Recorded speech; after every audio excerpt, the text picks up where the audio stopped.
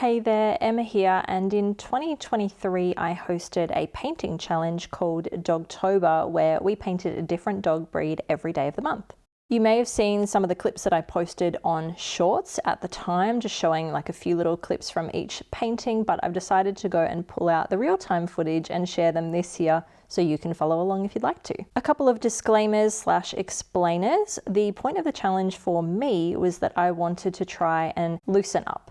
I'm a realistic portrait artist, and so I gave myself a smaller size to work with as well as a time frame. I'm painting on roughly about A6 size paper, which is pretty small. In terms of measurements, that's like roughly 10.5 centimeters by 14.8 centimeters or 4.1 by 5.8 inches. And I also tried to set myself a time limit of about 15 minutes. I really wanted to challenge myself to loosen up, but you can approach this any way you like. Maybe you'll do it in a different medium or a certain color palette. The options are endless, totally up to you, but you're more than welcome to follow along, and these are kind of like mini tutorials. I do want to point out though that as this was unusual for me and a challenge to me, not all of them are that good.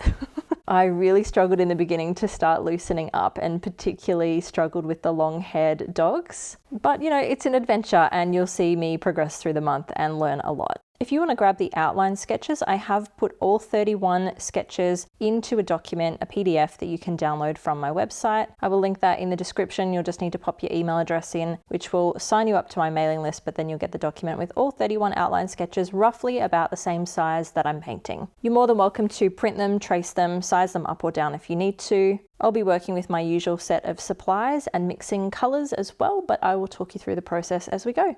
Let's jump in. Day 17 of Dogtober, and we are painting a French bulldog. I got to admit, I steer away from the loose style I've been trying to create. I get a bit too realistic and detailed here, but we will jump into it. Now, most of these colors were already on my palette. If you've been watching the previous Dogtober videos, you'll know how to mix them, but I will talk you through it anyway. So if you are after a color like this, which is like a deep purple that I've been using as a black color, you can just mix up purple with primary red and primary blue. That is going to give you quite an obnoxiously bright purple though. So if you add a little bit of yellow in there, you will neutralize that, and a little bit will, dull it down. If you keep adding more, you'll end up with a brown color, but have a little go at mixing some of that in there, and that will really dull down the purple for you. So I'm getting started with painting these little patches of fur and markings on the back. Then we're going to flick on over here and put a little wash of color on the foot on the right, and also the two front feet. So you're going to see me pull out my heat gun a lot during this one. I really was just doing a bit too much, but that is okay. I am going to paint some color on the inside of these ears now. So I'm using a bit of a pinky purple color, which was just primary red with the smallest amount of primary blue, or you can even mix in some of that dirty purple color just to take the brightness out of that. But as you can see, I'm doing very light washes in this initial layer. So I'm not taking this pinky color all the way to the edge. It doesn't really matter if you did, that would be fine. We're going to paint such a dark color around the edges anyway, but I did just dab a little bit of extra color, deeper color into the bottoms of those ears. I'm now taking this light purple color and doing a wash over the muzzle area. So we're going to go straight over the nose. We're still going to see our sketch later through this layer of paint because it's just very light. I'm taking a little bit of color off the right side of it. I've decided that right is where I want the light source to be coming from, so I'm going to be concentrating on shading the left side. I've just dipped my brush in darker color and dabbed a lot more of it right on the bottom of that snout. I'm now going to dip into a brown color to paint the eyes in, and I want to leave gaps at the bottom of these eyes, whites of the eyes, because we want it to be looking up at us. Now, to get a brown color like this, I usually mix up orange and add blue. It's the same kind of situation as the purple and the yellow. Those two colors are opposite on the color wheel, so they neutralize each other. So you want to mix up an orange with primary yellow and red, and then add some blue in it. I always end up with a color that looks a little bit green, so then I just add more of green's opposite, which is red. And eventually you get a nice brown color. So sketching these eyes in now, making sure I'm still leaving a gap around the bottoms of the eye. The bottoms of the eyes, both of them.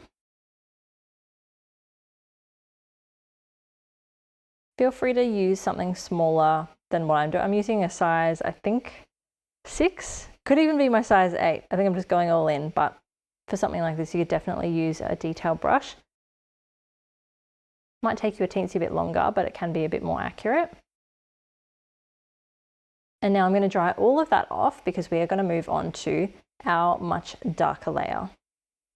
So I was all well and good with the process at this point. I think it's okay, one layer, dry it off and keep going, but there's so many little things that I stop and dry off. So I'm dipping into my purpley colour and I've just added a bit more blue in there. A little bit more as well. Mixing that all the way through. Beautiful blue violet. And we're going to start with the ear. Now I just start out outlining the ear and then I end up kind of filling it in with water. I think it just looked a bit too stark, and especially that was the side that I was wanting to put in the shadow. So I've outlined it, now I've just kind of rinsed some colour off my brush and I'm kind of filling in the rest of it with water there. But as you can see, it's just all spread everywhere. So we're going to use our brush to lift off some of it in the middle. But I'm going to keep going for now, and I'm going to take this across the whole left side of the marking. We've got a stripe down the centre of its face as well. It's funny how many dogs have that. Like, we've already had, I feel like, quite a few dogs with this marking down the centre of the face. We had like the border collie, the Bernese mountain dog, the cavy, there's heaps. Anyway, so I am taking that down the face, going around the eye now, and this is where we'll really see the gap that we left around the iris pop. Now I'm going to take this colour and wrap it around the muzzle, but I'm not going to paint over it. I'm going to keep that a little bit separate. Wrapping that down and around the face. Now I really think that I could have just done a lot of this in one layer, lifting off the centre of the ear now. Like, you know, I could have just done that side, and then instead of having to do that layer on the muzzle that I did before, I could have done that now, but just like didn't touch the edges of the two sections. I don't know. I feel like I just made this take longer than it needed to. Going on the other side of the ear now and putting some watery colour in the centre, and then doing kind of the opposite thing, putting that down first and then adding the border around it with some darker colour. I'm going to leave this side a little paler and lighter for that ear, just because that's where I want the light source to be hitting first. And then we're going to fill in the base, leaving the white marking, cutting out the eye, or negatively painting, I should say.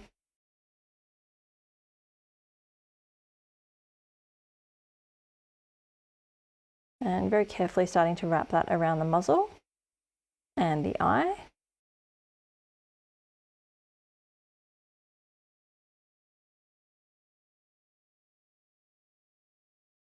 I really like this unusual kind of like angle and pose of this particular painting. I think sometimes it can be tricky to get a painting to look right when you use a really strange kind of reference. I've just taken that colour down lightly to wrap around the muzzle, lighter than the opposite side, because remember I want this to be where the light source is hitting.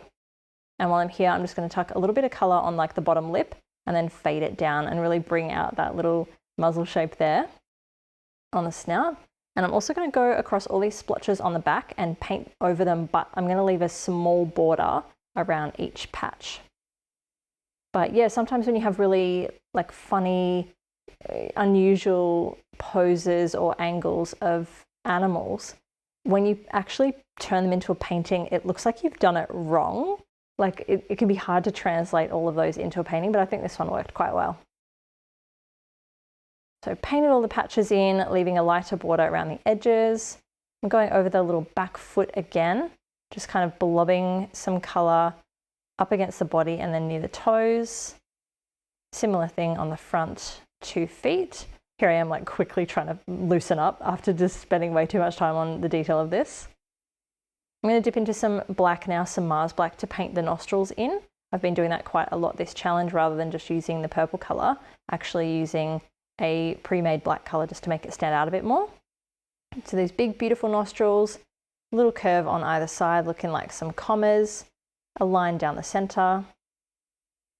Rinsing off, dabbing off a little bit of purple again on the brush, and just going to go around those edges of the far ear again, make them stand out. And same with the one on the right. Just blobbing it in, a bit rough, and then we're going to dry that all off.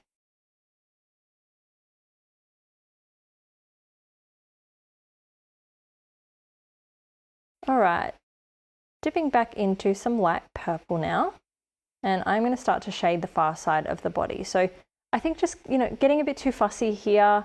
This is basically like a mini realistic portrait that I would do. And that was not the point of the challenge for myself. I was trying to loosen up. I definitely think I lost the plot in this one.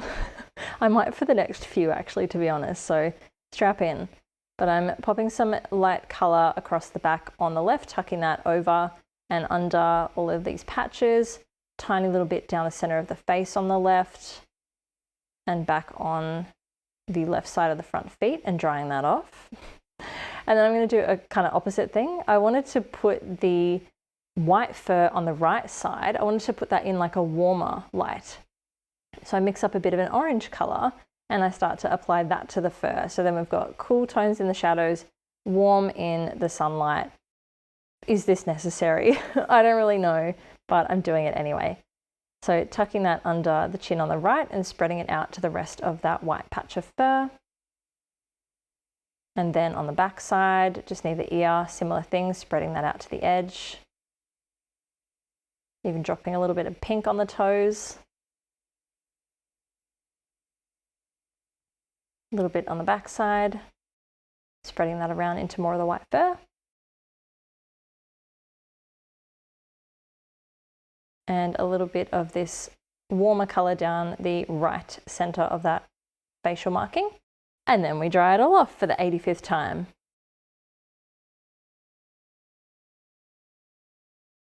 Going in and doing what I told you I would stop doing in this challenge and doing a wet on wet layer. So I've wet down the muzzle and we're going to start shading the far side. So yeah, I really lost the looseness here. It really just looks like a mini portrait that I would normally do.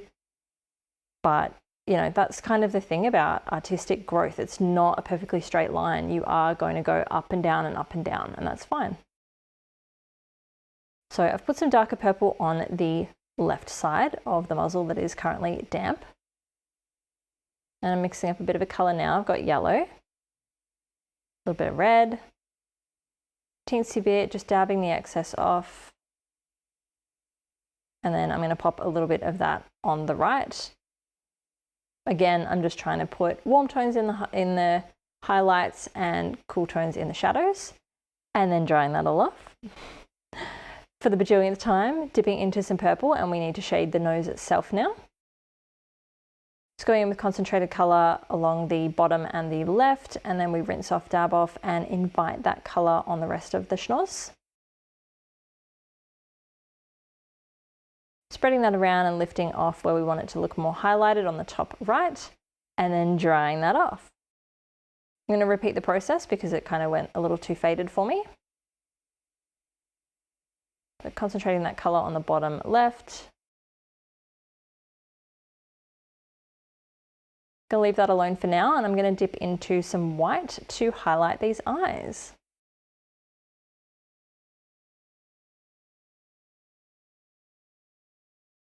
Dipping into the white with my 3/0 brush, loading on up, dabbing off the excess moisture because we don't want to have a lot of water on this brush or it's just going to make the white disappear when it dries. And very carefully popping some highlights in. I just kind of popped a random one right in the middle there and a little tiny one on top of it, and a similar position but on the other side of the eye, so don't make them like a mirror. A little crescent shape at the bottom of the eye. Same thing on the far side, a tiny little dot up the top left. Dab off the excess and pop in a little crescent. And you can also take this opportunity to use the white gouache to clean up some of your edges. If you had like jagged lines where you negatively painted around the eyes, you might want to clean them up. These are such big eyes, so I was really taking the opportunity to do lots of highlights. We've painted a lot of dogs with teeny tiny eyes in this challenge and we haven't been able to do much. Dipping into some pre-made black now, which is Mars Black. I'm just kind of popping a little bit of darker colour in and around those pupils, particularly at the top. I was just trying to make the eye look darker, not necessarily painting a pupil, but just painting it darker where one should be. Dried that all off, dipping into some purple again and shading the left side of the face. So just really fiddling at this point, spending way too much time on this little guy. So wrapping that all around the left side of the face, taking that up and around the ear, cutting out the center of it, flicking a few strokes of fur up near the center of the ear, the bottom, and drying that off for the millionth time, dipping back into some white with my 3/0, and I'm going to paint some whiskers in now. So they are going to stand out beautifully against what I just did darken on the left, which is fun. So taking that from the muzzle and flicking them over that dark fur. Take your time with this, vary up the direction, the length. Doesn't matter if there's gaps in them and your brush skips, it makes them look natural. Don't go back and fiddle with them too much or they can get blobby. And I'm going to do some on the right side, even though these are not going to be as noticeable because the paint underneath it on this side is just not as dark. But getting those little whiskers in, and that is our French bulldog. So took a bit of a backward step here in the looseness department and got a bit too in my head and too realistic technique focused, but it's all fun and games. Hope you enjoyed this one, and I'll see you in the next one.